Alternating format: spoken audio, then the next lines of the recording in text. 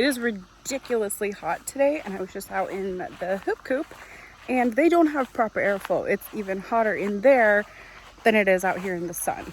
So I'm gonna go ahead and make some adjustments to their plastic.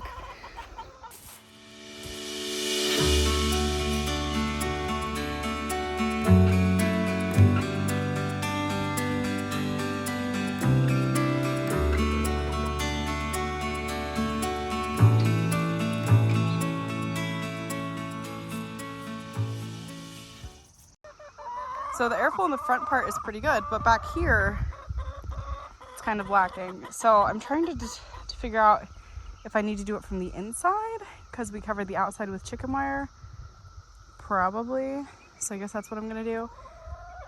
I'm not sure exactly how I'm gonna do it, because the nest box is on there and everything else. So you guys get to figure this out with me.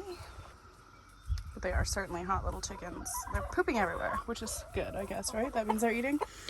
So I think to start, I'm just gonna cut a chunk out there and a chunk out over there. And hopefully that helps. Yeah, it's ridiculously hot in there. I feel so bad for these guys. At least I was home today and I noticed it, so they didn't have to be in it for very long. But I think what I've done is helping. So let me show you.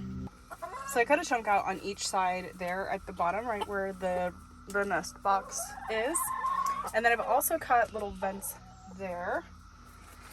And then right here, right at the edge of the tarp, since I know that the water will still run off on those sides, just to give it a smidge more airflow, I put little vents there. I don't know if it's going to do anything, but I'm hopeful that it will.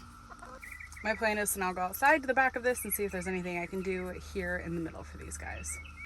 We've also discussed making a screen door for the dead of the summer, and just using this solid door April, May, and then September, October, and using a screen door the rest of the time.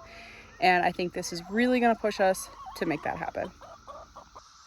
The good and bad thing back here is how secure we've made this for the chickens. So we have the hardware cloth inside, then the plastic, then the chicken wire to hold the plastic down. So I've just perforated this little piece here, because there's one here I was kind of able to do from the inside. And I'm just gonna pull that out, and hopefully that creates enough of a vent to help pull some of this heat out. I did it. It took forever, but I did it. So hopefully that will help them. I don't know. I feel so bad, but it's ridiculously hot out here today. So we ended up adding this midday.